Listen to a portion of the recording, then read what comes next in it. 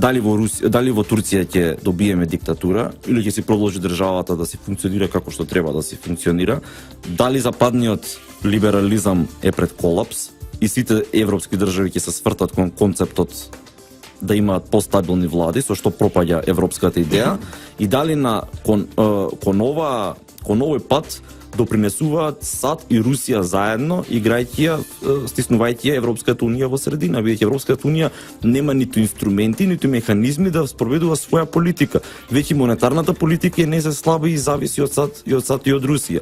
Нема ниту воени механизми, едноставно има механизам само да праќа евробирократи низ Балканов, југоисточна Европа, кои многу чинат, сам апсолутно никаква моќ и е во сендвич, буквално така се изразам, просто помеѓу Соединените американски држави и Русија и права со нејзе едноставно што сакаат. Извини, уште ова, а на овие две држави, две големи светски сили, ни одговара што повеќе да ја заслабнуваат Европската унија. Европската унија може да се заслабне единствено преку влез на голема маса на мигранти, да и се случуваат терористички напади секој втор ден по улиците, да биде безредие во државите и на еден начин во секоја држава посебно да се покрене радикализмот, но да умре европската идеја. Така, значи се покаже дека политиката, американската политика на глобализација у даден момент имала резултати за американската политика, но денеска таа е пред колапс. Дури и новиот председател во САД е доведен до оние луѓе кои не сакаат да бидат во таа приказна, нели? Трамп го избра средната класа, белците. Значи, оние кои беа загрозени од мигранти, од дојденци, кои, ако мене работната рака ме била $1000, што ги загрозува лично. Ово е подготвен за $100 од Мексико или од Уганда да работи само за да остане во САД. Токму тие луѓе кои се противеа на тоа, го доведува Трамп на власт, оака сега сублимирано просто. Ми се чини дека тие мигранти исто прават во Германија нешто друго. Се јакне десничарското движење.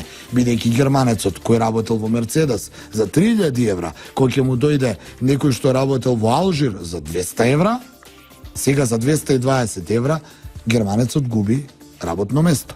Мислам дека полека државите, особено ние стари европски традиционални држави, како што е Германија, Франција, кои биле сили кои биле империални сили, биле фактор светски. Сега полека се враќаат на националниот дел. Европска унија, според мене, оно што успеам да го гледам, премногу ги чини финансиски, ги плаќаат, а немат ефект. Европската унија е спор механизам, спор апарат, кој не може да се справи со ништо. Со Турција конкретно на што не чека, кога ќе излезе турското раководство со Ердоган на преговори за мигрантите и за помошта од Европска унија, има став што бара.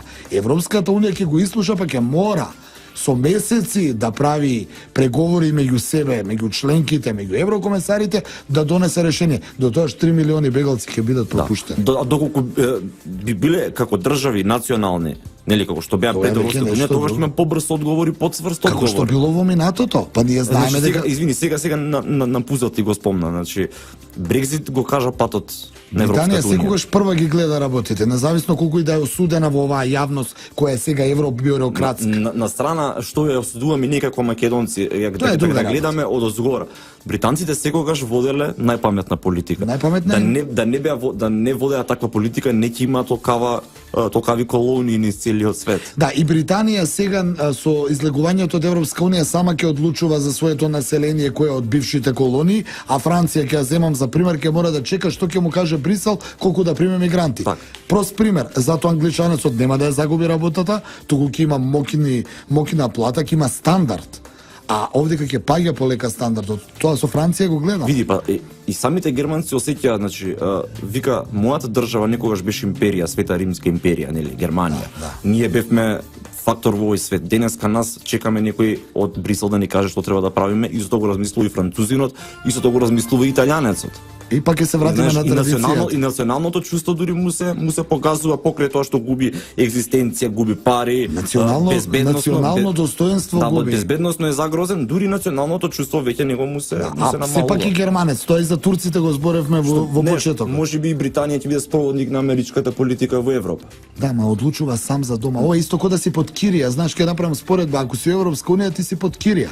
нели? Или живееш во зграда, па куќиниот совет ако одлучи дека не смееш да печеш ајвар во станот, ти нема да смееш да Од печеш. друга страна, Кипар, да не заборавиме, Британија има воена база на Има под на Обединените Кипар. нации, да, која е Кипар. најблиската што може да мава на Блискиот исток. Соединените Веќе американски тоа е- држави многу го посакуваат таа точка, но тоа е многу интересна тема која е Добро, ма тоа е долга и широка. традиционална британска сфера на интерес, Кипар, Грција, односно Турција, оној дел, така да тоа никад нема американците да го добијат, као и Гибралтар што нема да го добијат, но тоа е... Токму така, тоа е многу голема и Сакав само да резимирам и го дадов примерот. Ако живееш сам во куќа, ти одлучуваш што ќе правиш во дворот. Ако живееш во зграда, можеш да го прашаш куќниот совет Така.